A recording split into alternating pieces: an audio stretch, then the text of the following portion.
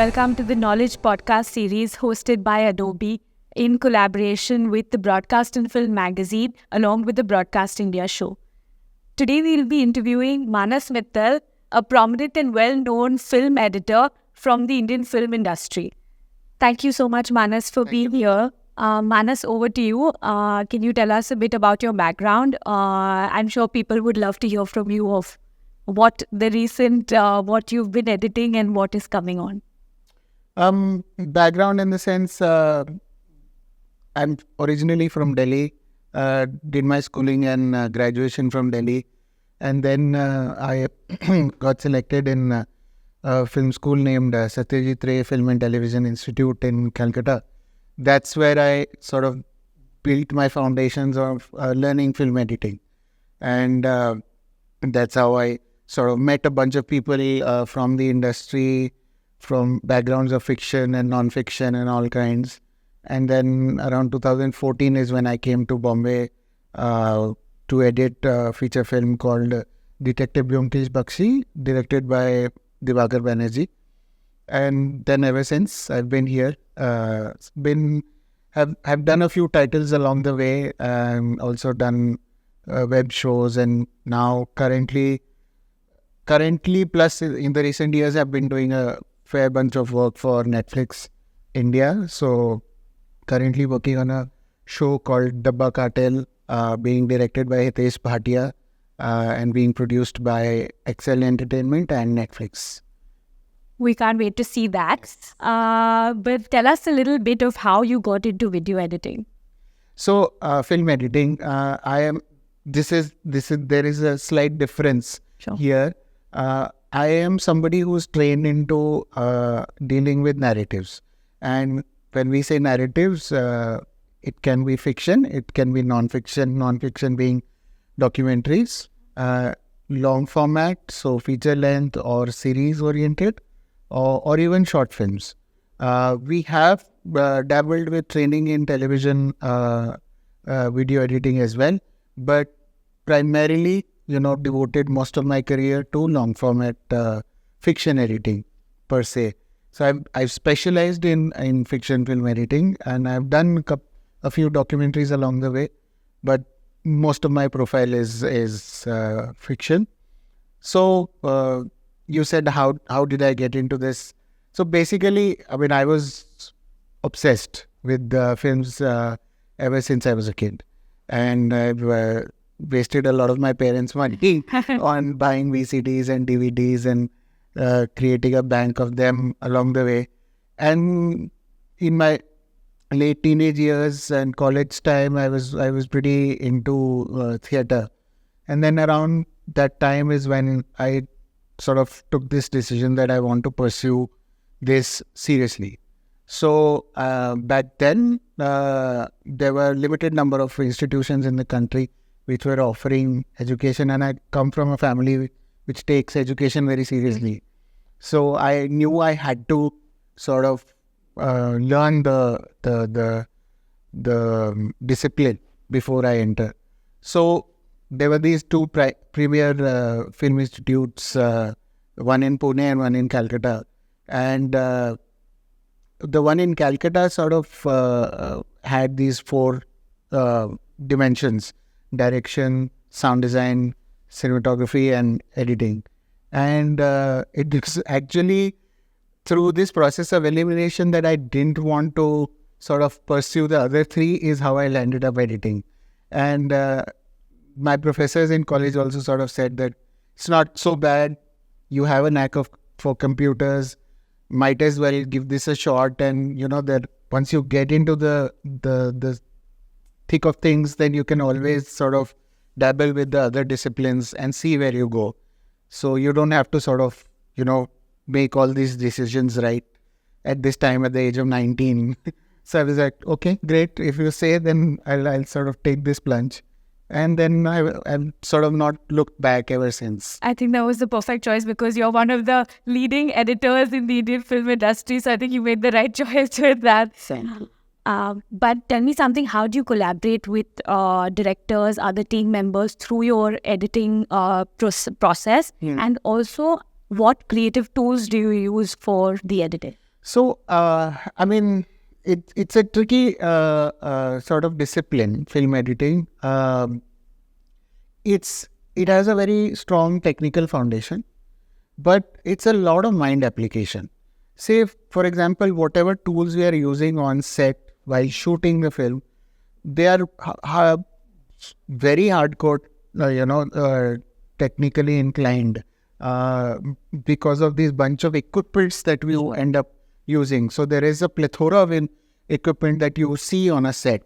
So you need the right skill set to sort of operate them. And then as a designer, say like a cinematographer or art production designer, a costume designer, you sort of bring in your aesthetic into the picture. When we come to film editing per se, I'll stick to long format editing. Sure. It's very similar to how you are writing for a film. So at the time of writing, it's pretty much either you sit down with a pen and paper, or you're doing it with your laptop. In film editing, you're doing a lot of it mentally. You do have a sort of editing software in front of you. In my case, large part of my career, I've been using Adobe Premiere Pro, and that's my mainstay. And I've seen it evolve over the years, so it's getting better and better with each passing year, and giving me more and more tools to sort of, be more efficient in what I want to do and how I want to execute my ideas. We are mostly writing with video and sound.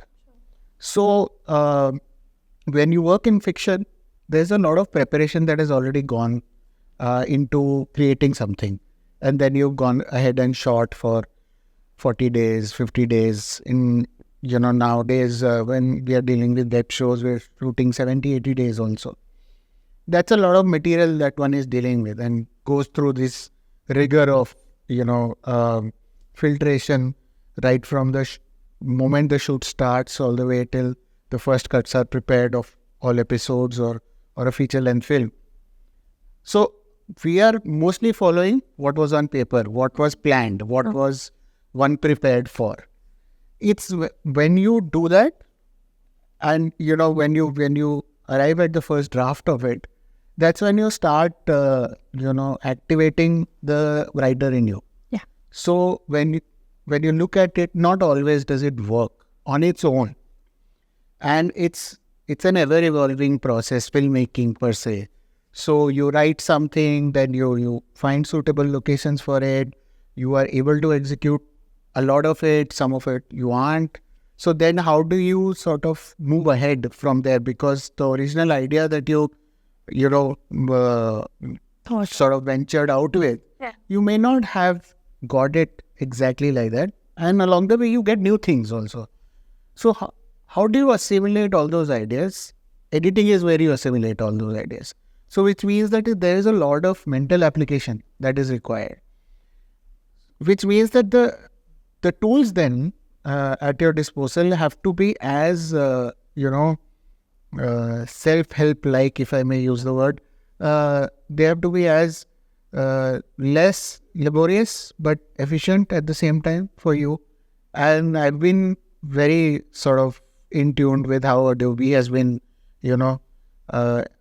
improving things along the way, and how technically sound but also very user-friendly. Sure. It is. So sometimes I even, some of my directors, not all, but some of the directors are very edit savvy also, or they've been editors in the past or something like that. So then they, jump on alongside me, and then we sort of jam on the interface itself. There is a feature called thumbnail preview, which now exists in other softwares as well. We use that a lot because we have these bins of scene bins, which would have, say, 10 shots or 15 shots or 25 shots of a certain scene or a sequence in one bin. We can just sort of scrub through them along the way, and we don't necessarily have to go to a timeline or any other part of the interface to sort of go through them. That really speeds up our process.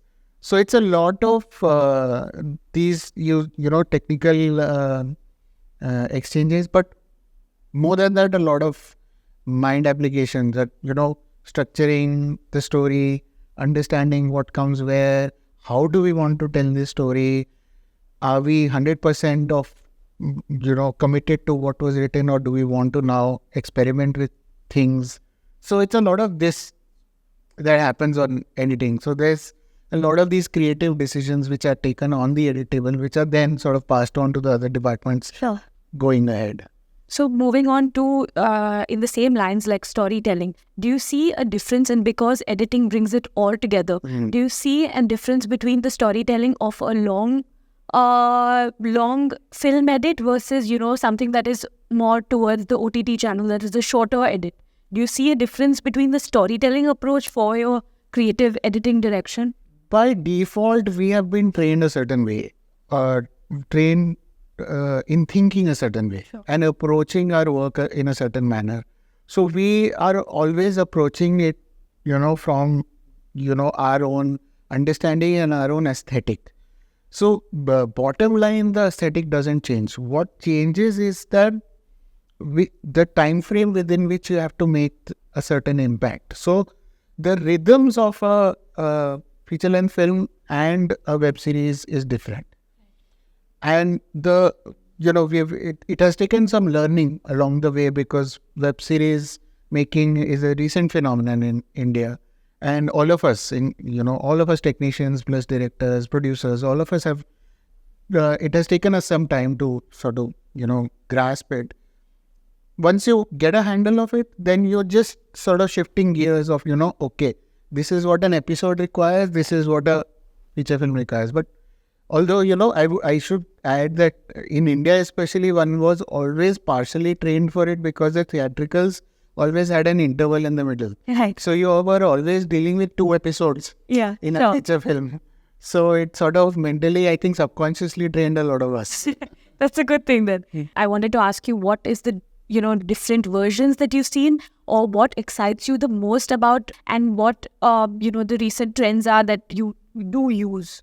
So I mean, my first software that I was trained on was Adobe in my film school, and that was sort of our introduction into digital film editing. Sure. I'm still one of those generations who has trained on editing using celluloid, so actual film negative. But already by then, by the time I passed out, India was moving towards digital filmmaking using DSLRs and all kinds of digital cameras. So around that time itself, Adobe somehow became this big enabler, because it was always user-friendly and always allowed multi-format editing, multi-format footage basically. So that became very easy to sort of, catch on to. And then I also would credit Adobe Premiere Pro to enable a lot of independent cinema, not just in India, but across the globe. Because otherwise, filmmaking itself is an expensive profession. Right. So one needed a lot of paraphernalia back then, even in an editing room, to sort of, go along with things. But Adobe really made it easy. So one has come a long way now. It has really improved its media management, performance, and background rendering, and all these kind of technical things. Yeah. In today's time, I am using, I've recently, in fact, the current project that we are working on, we've started using the production interface of Premiere Pro, because we are dealing with large volume of data. It's very elaborate across 8 episodes, 1 hour long each. So it's 1 hour of edited material that you see on Netflix or Amazon or any other platform. But to arrive at that 1 hour, it takes a lot of, sifting through a lot of material. Right. So production interface, relatively new, but good fun, makes it fairly easy. It looks tedious on the outside, but it's very interesting to use. Sure. Also, I've heard this, correct me if I'm wrong, that, a lot goes on set, and, if a mistake happens, that, people say, we'll fix it in edit. Is that something that is, a challenge for you at your table? And also, if you can take us through a challenging edit that you've come across in your life. I've been just trying to fix it yesterday itself. So it's a regular affair. When the essence of edit means that you can edit out what you don't need, right? So you can skip what you don't need.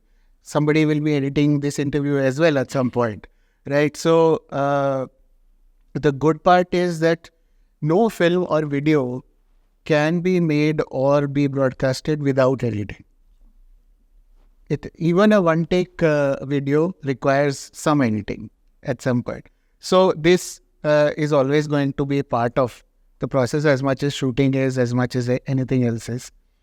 The challenge, several of those challenges. Every project comes with its own idiosyncrasies, to be honest. The most interesting ones, the ones that I enjoy the most, are when things are not going as planned. So we wrote something, we shot something, and now it's not making sense anymore. And on the outside, it may seem, oh my God, that's hugely inefficient. Actually, it's not. It's a creative exercise, and it's a collective exercise. So there are several things which are out of your hand, but there are several things which sort of take you in a direction along the way where you didn't think this was possible also. Right. So editing is more of a place where you explore possibilities, and that is where you can afford to explore them, because one, you have the video material in your hand, then you have your original intentions that this is the script, this was the root idea, but now I have this. So can I sort of combine these ideas and make something new?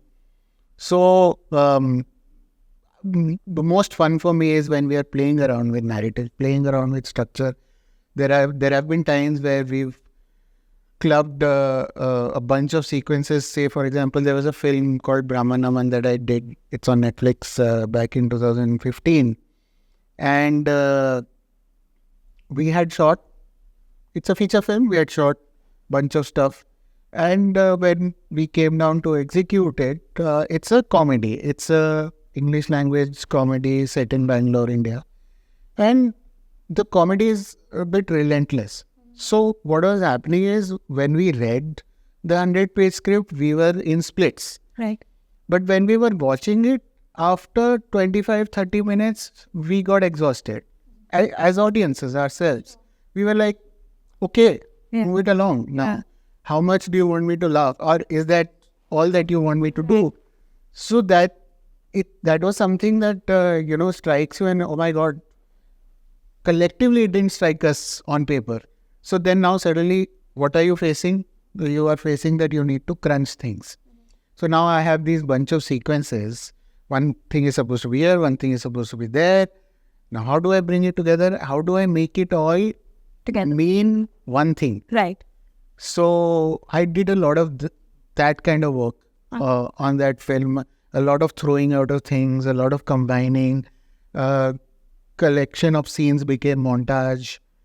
We do this very often now, but it was one of my initial projects in my career, and I found it very challenging and a lot of fun. So that was, I could actually combine a bunch of things and make them mean something completely different. Right. It's great fun. And if talking about how editing is such an integral part of, delivering the whole film, what advice would you have to assistant editors also, which are also very important to kind of deliver everything on time, everything for the editor? What advice would you have for students? So when I said in my earlier question that, editing is more of mental application than technical application, I said it in context of that technical application actually gets taken care of by my assistants. So I have the luxury of, enjoying the creative part of things, which is why immediately the role of assistant editors, associate editors, the team per se, becomes so important. We are nothing without their support. They are actually the first audiences of all the short material that comes to them, comes to us as a team. So they are the first recipients of it. They analyze it, they allocate it in the different bins and folders and all of that.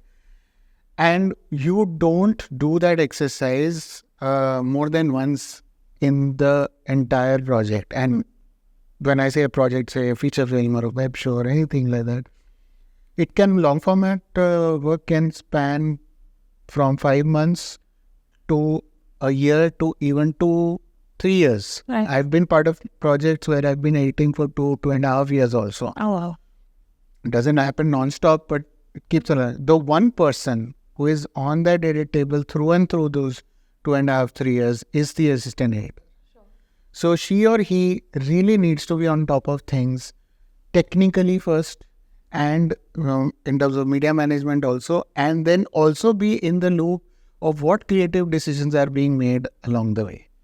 So my advice / request with each person who is coming into this setup is, first and foremost, I understand nobody trains themselves to become the best assistant editor in the world. You want to be an editor, right? Which is where it's an attitude thing. When you enter the team, the first thing that you need to understand that this is your own project.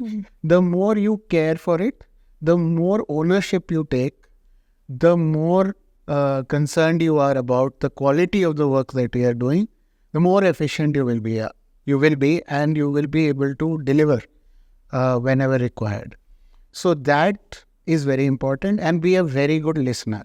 The more you listen, the more you absorb, the better you deliver actually. I think after watching this podcast, you'll have a lot of assistant editors coming your way with the right quality to learn through, with your creative experience, to learn how it is or what it is to kind of get to where you are. So thank you so much for your time. It's been great chatting with you, and we can't wait to see your work that's coming up next. Thank you for inviting. Thank you so much.